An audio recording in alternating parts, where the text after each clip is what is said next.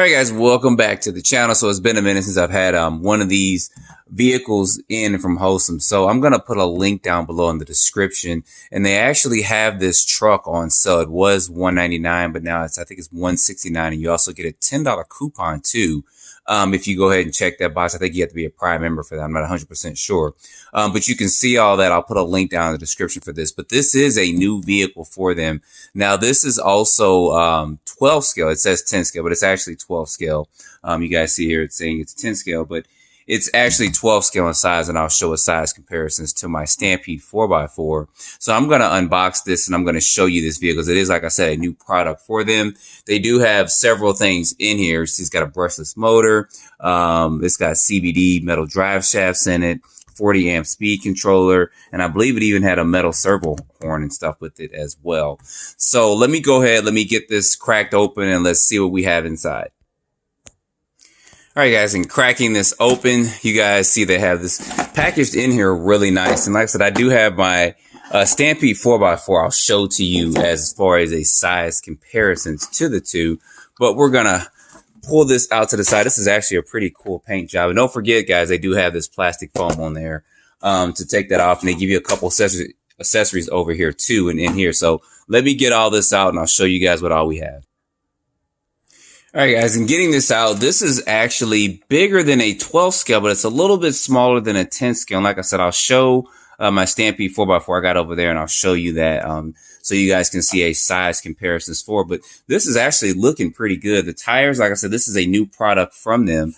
And the tires and stuff are actually, the compound's pretty good on them. So we'll look at this in just a minute. But with the radio, you do get a 2.4 gigahertz radio. You get all the bells and whistles in there to make adjustments for it, speed adjustments and trim adjustments and stuff for it as well. So that's good. And this is going to use, I believe it's 3 AA's and not 4.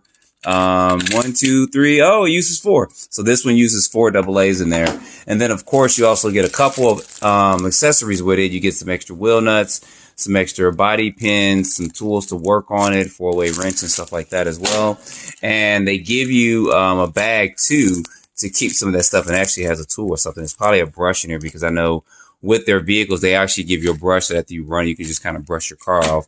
And then of course, an instruction manual, you know, I always recommend take a few minutes with the first time getting the car, especially if you're first time seeing it, look through it and learn about the vehicle. It only takes you a couple minutes just to kind of go through this and read that. And then they also give you a USB charger and stuff as well to charge the battery up for this vehicle. So what I do like that they started doing is they're starting to give these upgraded body pins with it. That has these little plastic clips on the end to be able to take these off if you want to use that, which is good. And like I said, with the body, don't forget, they do have this film that's on it. So you do have to tear that off of there with that. And let's go ahead and take that off. Bye-bye.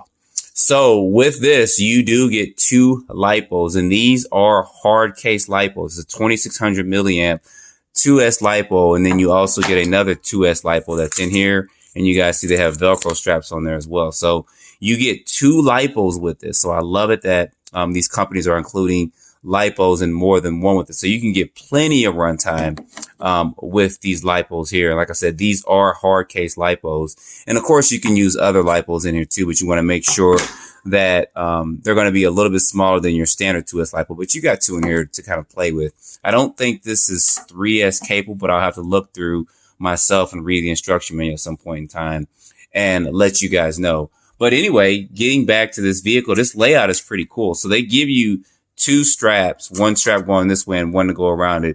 I'll probably just use the 1 strap that's in here to keep this in here. But you can see some of the things they've done for upgrades, like this metal servo horn they have here. It's got aluminum down here for the steering and stuff. There were probably issues in the past, maybe years ago, with some of their other vehicles with the plastic in there. People are running, they start hitting and jumping, that plastic in there starts wearing out. So they did do aluminum in there for all the steering linkage and stuff. So that's actually good that they did that. And this is also aluminum as well.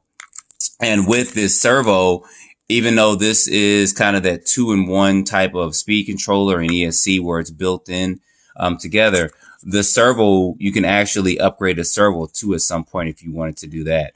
Or if you upgraded the ESC and wanted to put a different radio and stuff, you can just put another ESC in there, et cetera, with that. So that is good that they did that with the servo, because most of these vehicles come with servos that don't have like the 3 prongs or whatever on it, and you got to switch all that out in order to change stuff up. So they did that for that. Like I said, this is a 4-wheel drive monster truck, and the suspension setup is actually pretty good. Usually these are pretty bouncy. The smaller ones, you press down on it, like bounces a couple of times and stuff. But this is actually going to be pretty good, taking this out there and running this with this.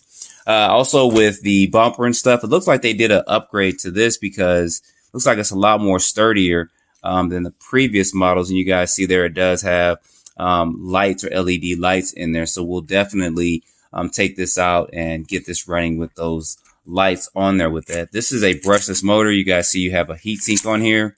I don't know what kV this motor is. I'll have to double check. It doesn't say that on the side. Can we see that on the side? It doesn't really say it on the side, but it is a red aluminum case motor. So, and they do give you a heat sink for that, which is good too. Now, this motor sets up a little bit different. It sets up a little bit high right here, but I don't think that's going to be any issue or anything like that. That's probably helping with a couple of things with the vehicle. And you guys see there, I think that drive shaft is aluminum, because I do see those being aluminum up in there. So I think the drive shaft is going to be aluminum good as well. And then, of course, it's got CVAs and CVDs, or dog bones in the rear. Or no, those are CVAs in the rear too. Yeah, that's good. So that's actually good with that. These shocks are oil filled. I think, yeah, they're oil filled. But you will need to, and they don't include spacers with that, but you will need spacers if you want to actually tension these or get these shocks to be a little bit stiffer than what they are. But I think this is going to be pretty much good to go out the box. So I'm actually going to charge this battery up, and I'm going to get this vehicle running. In this video, we're going to go ahead and take it out for a quick test run. And you guys see underneath the body, they did actually add this into, this is something new as well. And that's actually aluminum, so that's going to give some stability to the front of the vehicle when you're driving. So then when it drops down or if it hits into something, this won't break as easy. So that's actually a good thing with that. The wheelie bar is not adjustable, but I think it should be fine for actually popping and running wheelies down the street. And of course, a lot of you guys that get these cars, get them and then you guys modify them and make them 30, 40, 50, 60, 70 miles per hour. It's kind of funny. With it, but it should be fine. And this is a 12 millimeter hex, I believe, with this. So I'm going to quit my yapping, because we're looking at this and I want to get this out, and I at least want to get one test run in for you guys. So let me go ahead. Let me get at least one of these batteries charged up, and then we'll take this out for a quick run. It's going to take me an hour or so, but it'll be just a second for you guys. So I'll be back in just a second. Oh, and real quick, I forgot. So quick comparisons to a Stampede 4x4. So you guys see the differences in size there. So it's not quite 10 scale, but it's also not 12 scale either. So I'd say this is interesting. This would be more of an 11 scale vehicle. So it's big enough to run out there and get over good terrains, but it's not as big as a 10 scale, like I said, monster truck. And the Stampede 4x4 is probably your standard 10 scale monster truck. I mean, you compare it to other trucks like the Granite and stuff. They're all going to be somewhat on that same status. And this vehicle is actually on. I can hear it. So anyway, I'm going to get this out and get this running. You guys see it did come also with 2 bodies and stuff as well. I showed that in there. But this does come with 2 bodies and stuff. So let me go ahead and get this charged up. We're going to get this out going, and we'll see how it goes.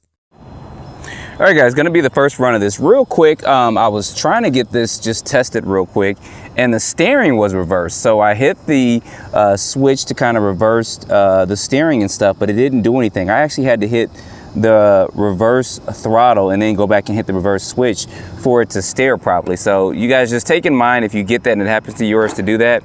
But anyway, let's get this out and let's test this out.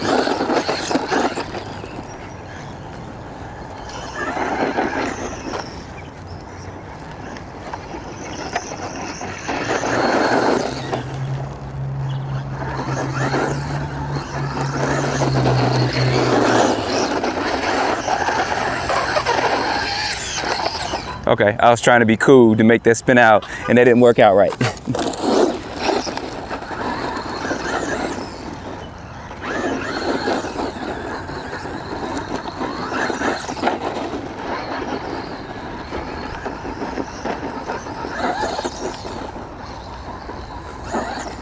Not too bad. get the steering adjusted just a tad bit. It's going a little bit to the left because I had to reverse that.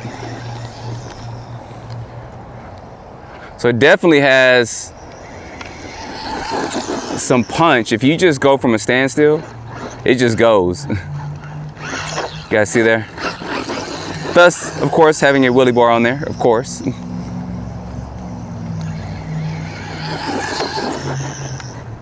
It's not going too bad.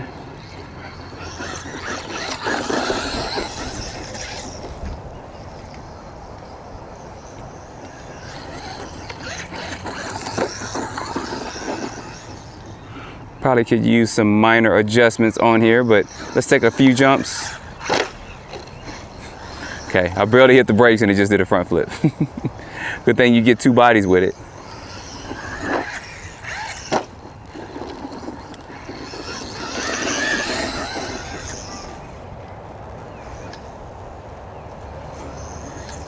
So immediately when you let off the throttle, there needs to be a throttle adjustment on here. There's a punch trim, which you can dial down a little bit, but so immediately when you jump, it actually, see, watch as it goes. Let's see if I can get this to show you guys. It doesn't really allow you to control it that much. It needs a adjustment for the throttle on there. See how it's kind of trying to lean forward? Because it has a drag brake already added onto it. So if you jump, you got to stay on the throttle just a little bit. You won't be able to. See how I let off of the throttle and it just all of a sudden just braked. And that's the way you do like front flips, back flips, and all that stuff. But that's not what we're trying to do. But we can do flips with it.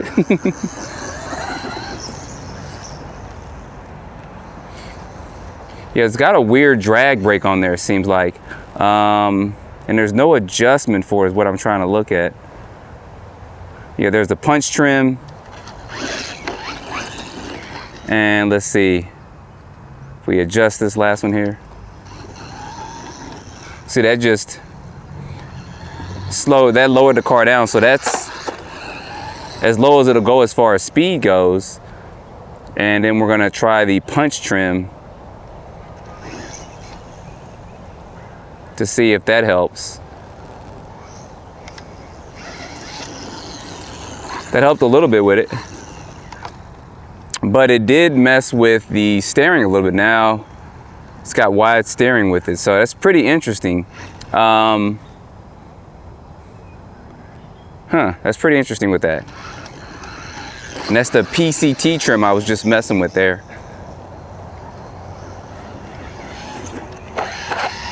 See right there? I hit the brake and it just kind of flipped forward there with that.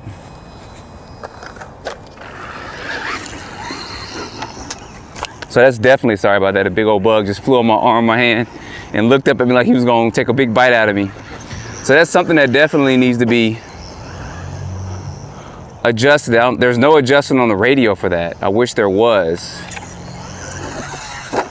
because I'm staying on the throttle right there. See, I'm staying completely on the throttle. I can't let off and kind of let it glide. I know how to jump pretty good, and then if I want to do a backflip. See, instead of me just putting the brake on myself, I just let out the throttle, and the car braked already by itself and kind of corrected itself. I was able to correct it. I'll show you guys. See, I let completely off the throttle and it just nosedived forward. So that's something you guys want to think about. Not sure if it was designed like that by default, but it does not need that drag brake. It really doesn't. Doesn't need any drag brake at all. It's something that I think the user themselves should adjust, but it's still running good. I just think they need to adjust. They need to correct that. I can see some people maybe probably getting annoyed with that.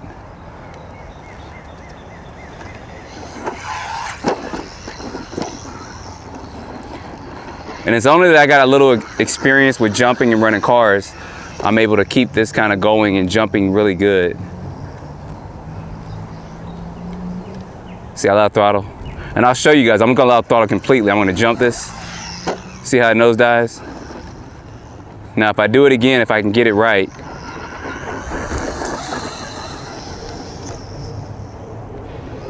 And if I play with the throttle, see, I kind of kept my hand on the throttle some. It jumps evenly, so the truck jumps and runs good. They just need to adjust that radio. Now, I can take this out, change the radio and the ESC, but that's gonna cost me more money to do to help the truck perform a little bit better. So I don't have that dang drag brake. And maybe there's a setting in the manual, because I haven't looked at the manual to check that out. Maybe there's a setting in there to adjust that. I don't think so, because there's only an on-off button for the speed controller, but we'll see. Yeah, see that right there? So if it's your first car, you may get used to it until you get another car, and then you see that that drag brake isn't needed, but definitely, that's gotta be, see, look at that. It seems like it's coasting somewhat, but when it's in the air, trust me, I can feel it. And maybe it's a one-off with this model. I gotta check YouTube, or you guys can too, to see if other channels have experienced that. But let's go ahead and let's do one big jump to see how he does while we're out here running. Because other than that, it's running good. If that was just not the, see how loud the throttle, you guys see how I kind of started nosedive forward.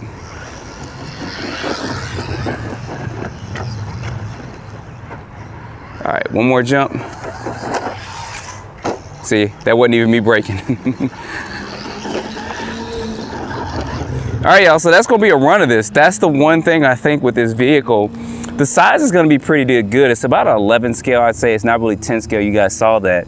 But that little drag brake, I don't know what that is. And like I said, I was trying to adjust some of the trims on here, but there's nothing really to adjust the throttle trim or anything on here.